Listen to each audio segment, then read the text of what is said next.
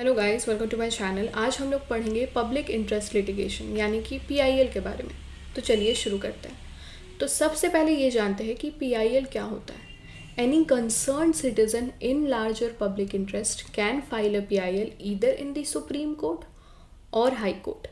देखो, जनरली हम लोग केस कब फाइल करते हैं, जनरली हम लोग कोर्ट कब जाते हैं, जब हमें कोई सपोज कोई सिविल केस हो, कोई डाइवोर्स का केस हो, या कोई प्रॉपर्टी डिस्प्यूट केस हो, या कोई क्रिमिनल केस हो, कोई मर्डर का केस हो, या जब हमारा फंडामेंटल राइट्स वायलेट हो रहा हो, तब हम जाते हैं कोर्ट के पास। तो ये जो फंडामेंटल राइट्स हैं, ये हमारे संविधान द्वारा हम इंडिविजुअल्स को दिया गया है। ये कॉन्स्टिट्यूशन ऑफ इंडिया द्वारा ये राइट्स गारंटी किया गया है कि ये राइट्स हम इंडिविजुअल्स को, हम सिटीजन्स को दिया जाएगा।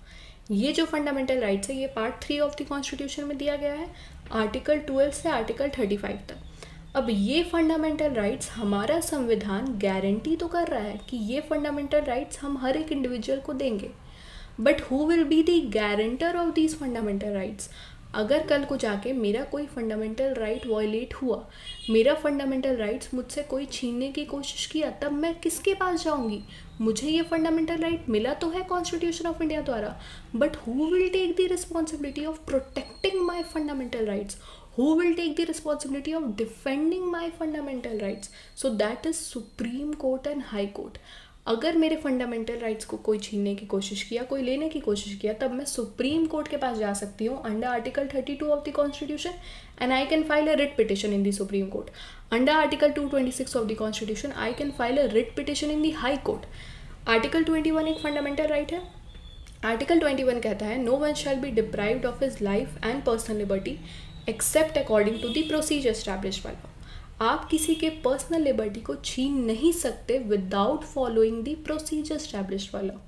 तो कल को कोई पुलिस आई और मुझे अरेस्ट करके ले गई, बट मेरे खिलाफ कोई एफआईआर फाइल नहीं किया गया था, या मेरे खिलाफ कोई केस नहीं चल रहा था, बिना कोई रीज़न के, बिना कोई जस्टिफिकेशन दिए वो मुझे अरेस्ट करके ले जाती है, मतलब मेरा फंडामेंटल राइट, मेरा आर्टिकल 21 वायलेट हो रहा है। अब उस केस में मेरे पास ये ऑप्शन है, ऑब्वियसली मैं तो जेल में हूँ तो मैं रिट पिटिशन फाइल नहीं कर पाऊंगी, तो मेरे बिहाफ में मेरे फ्रेंड्स, मेरे फैमिली मेम्बर्स वो रिट पिटिशन फाइल कर सकते हैं in the supreme court under article 32 of the constitution, in the high court under article 226 of the constitution. Suppose ये रिट पिटिशन सुप्रीम कोर्ट में फाइल किया गया, इन दैट केस मैं और जिन्होंने मुझे अरेस्ट किया, जो पुलिस है, we both will be presented before the supreme court.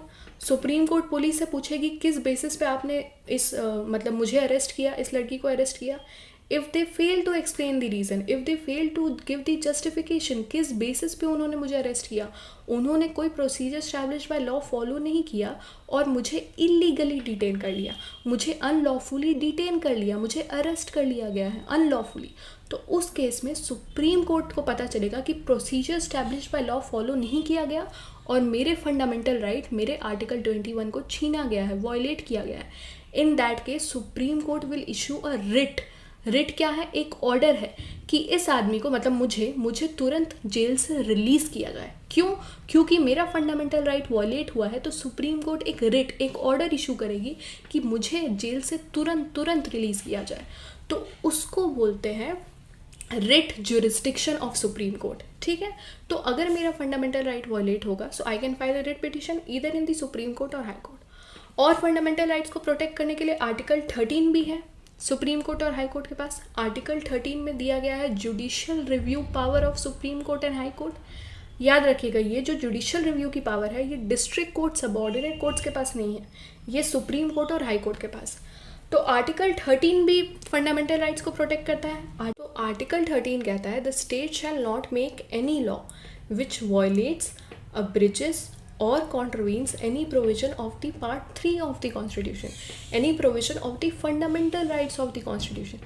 तो स्टेट कोई ऐसा लॉ पास नहीं कर सकता, पार्लियामेंट कल को जाके कोई ऐसा लॉ पास नहीं कर सकता, एग्जीक्यूटिव कल को जाके कोई ऐसा ऑर्डर, ऐसा ऑर्डिनेंस, ऐसा रूल्स एंड रेगुलेशन नहीं बना सकता जिसके वजह से इंडिविजुअल्स के फंडामेंटल राइट्स को छीना जाए। अगर ऐसे करने की कोशिश की गई, in that case supreme court and high court has the power of judicial review, मतलब supreme court and high court has the power to declare that law, to declare that order, to declare that ordinance, to declare that regulation as null and void. Supreme Court has the power to struck down that law. इस power को बोलते हैं judicial review. ये power supreme court और high court के पास है। अब ये तो हो गई हमारे फंडामेंटल राइट्स की बात। सपोज किसी और का फंडामेंटल राइट वायलेट हो रहा हो। सपोज कोलकाता में एक फैक्ट्री है, ये फैक्ट्री की वजह से बहुत ज़्यादा पोल्यूशन हो रहा हो और जो आसपास के लोग हैं वो बहुत बीमार पड़ रहे हो, उनको थोड़ा हेल्थ इश्यूज फेस करना पड़ रहा है। इन दैट केस क्या मैं सुप्रीम कोर्ट और हाई कोर्ट के पास जा सकती हूँ? क्योंकि मेरा तो देखो, right to clean environment is also fundamental right. जब आर्टिकल 21 को इंटरप्रेट किया गया था बाय द सुप्रीम कोर्ट, तो सुप्रीम कोर्ट ने कहा था right to clean environment is also a fundamental right. तो उन लोगों का फंडामेंटल राइट वायलेट हो रहा है। क्यों? क्योंकि वो बेचारे इतने बीमार पड़ रहे हैं, वो पोल्यूशन के वजह से, जो फैक्ट्री के वजह से हो रहा है, तो उनका फंडामेंटल राइट वायलेट हो रहा है। अब मुझे उन लोगों से कोई लेना देना नहीं है, ना ही उस फैक्ट्री से लेना देना है। मैं तो कोलकाता में नहीं रहती हूँ, मुझे तो कोई लेना देना नहीं है। But I as a concern citizen in larger public interest can file a PIL either in the supreme court और हाई कोर्ट। इसको बोलते हैं पब्लिक इंटरेस्ट लिटिगेशन। मतलब मुझे वो केस इफेक्ट नहीं कर रहा है, मुझे वो फैक्ट्री का पोल्यूशन इफेक्ट नहीं कर रहा है, मुझे वो लोगों से कोई लेना देना नहीं है, मुझे वो फैक्ट्री से कोई लेना देना नहीं है, मेरा फंडामेंटल राइट टच भी नहीं हो रहा है। लेकिन आई एज अ कंसर्न सिटीजन, मुझे लगा कि उन लोगों के साथ गलत हो रहा है। ठीक है, मुझे जैसे ही ये न्यूज़पेपर में ये न्यूज़ मैंने पढ़ा, मुझे लगा ये गलत हो रहा है। So I can go to the supreme court and high court and file a PIL in larger public interest as a concern citizen. इसको बोलते हैं पब्लिक इंटरेस्ट लिटिगेशन। ठीक है, अब हम लोग करते हैं origin of PIL in India. ये जो PIL का कॉन्सेप्ट है ये इंडिया में कब आया? देखो, ये बात है 1979 की। 1979 में एक लॉयर थी कपिला हिंगोरानी, वो पढ़ रही थी न्यूज़पेपर। अब उनको पता चला कि बिहार जेल में बहुत ऐसे अंडर ट्रायल्स हैं जो सालों साल से जेल के अंदर है। देखो, अंडर ट्रायल कौन होता है?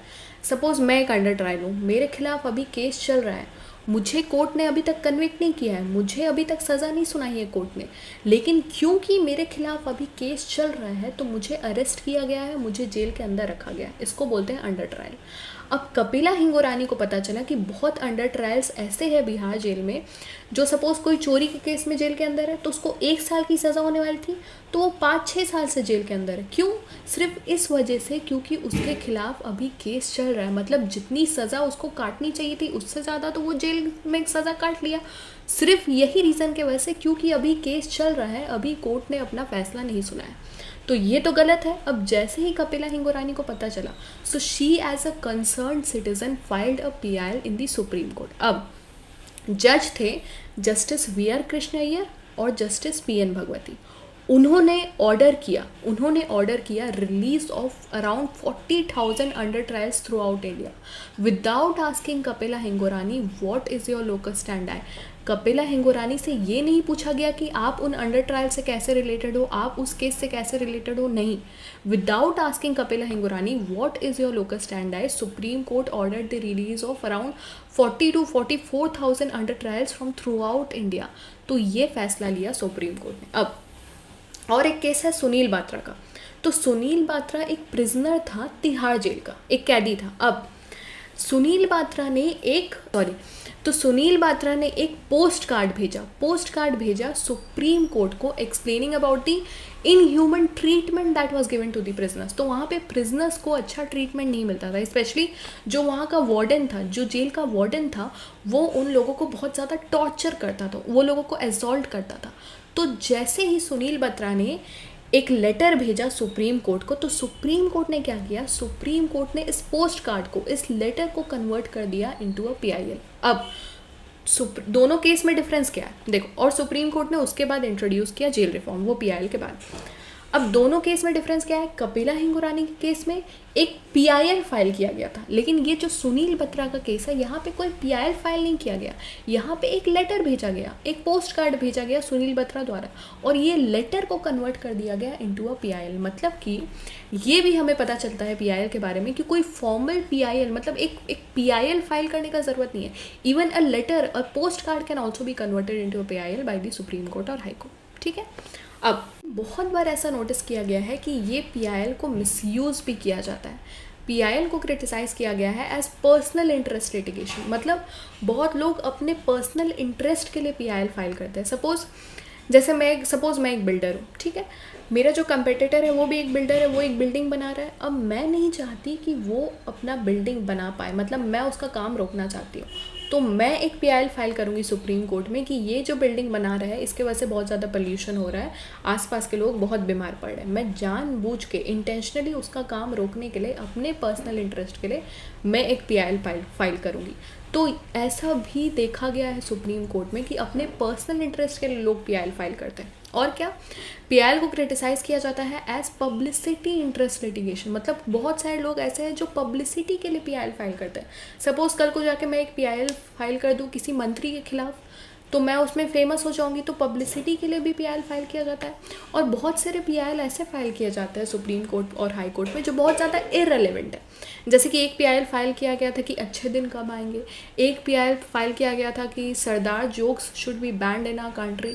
तो ये जो इररेलेवेंट PIL है, it basically choke the judicial system. ये तो ऑलरेडी इतने केसेस पेंडिंग है हमारी कंट्री में, फिर ऊपर से ये जो इररेलेवेंट PIL है, तो इसके वजह से सुप्रीम कोर्ट ने डायरेक्शंस इशू किया है कि ये जो इररेलेवेंट PIL है, ये जो पर्सनल इंटरेस्ट के लिए जो PIL है, ये पब्लिसिटी के लिए जो PIL है, वो फाइल नहीं किया जाएगा। अगर किसी ने ऐसा करने की कोशिश की, then supreme court and high court will use the contempt of court powers. ठीक है, अब तो PIL कौन कौन से सिचुएशन में फाइल किया जाना चाहिए? Generally when there is a violation of fundamental right.